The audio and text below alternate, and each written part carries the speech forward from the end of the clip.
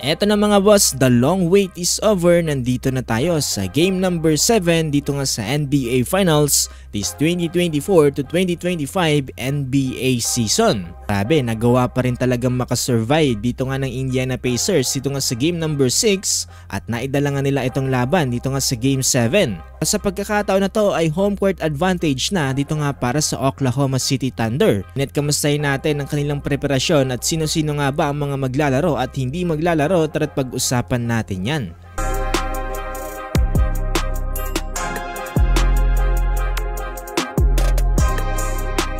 So matapos ngang manalo ng Indiana Pacers dito nga sa Game 6 sa final score na 108-91 ay nagawa nga nilang maitabla ang serye sa 3-3 at maiabante to sa game number 7. Ito nga ay sa kabila ng pagkakaroon ng injury ng kanilang key player na si Tyrese Haliburton. Surprisingly na parang walang nangyari sa kanya, talagang parang walang injury kung mapapanood nyo. Pero kudos para sa Indiana Pacers dahil hindi lang ang kanilang starting lineup ang talaga nagpamalas ng kanilang husay, kung hindi pati ang kanilang bench player na si Obi Toppin at itong si TJ McConnell.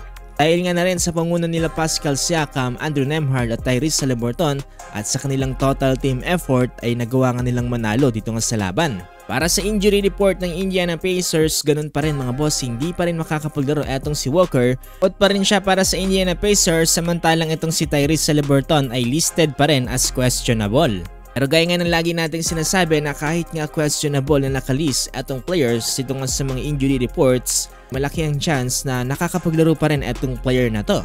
Ayon nga kay Shams Sarenya, sinabi nga daw ng mga doktor dito nga para kay Tyrese Haliburton, ito nga ay nagkaroon nga siya ng calf strain in a multi-week injury. But it's the NBA Finals so he can walk, so he's playing.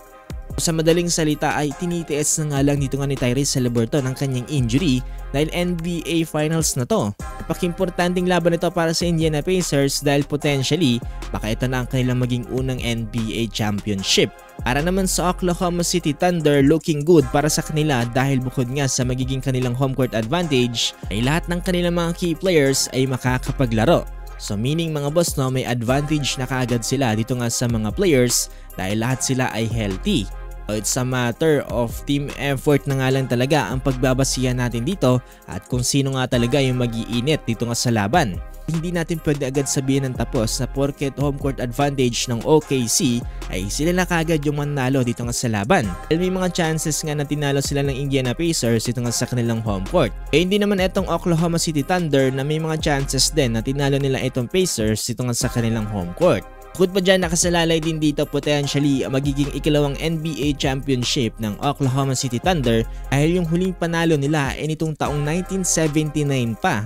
Napakatagal na panahon na rin. Aswerte talaga itong Pacers at Oklahoma City Thunder dahil sa ngayon ay meron talagang isang team na magkakaroon ng isang NBA championship. Pero kung kayo ang tatanungin mga boss no, sino sa tingin nyo ang mananalo this 2024 to 2025 NBA season? Kung gusto nyo pa ng more basketball updates ay huwag nyong kakalimutang i-follow itong ating page.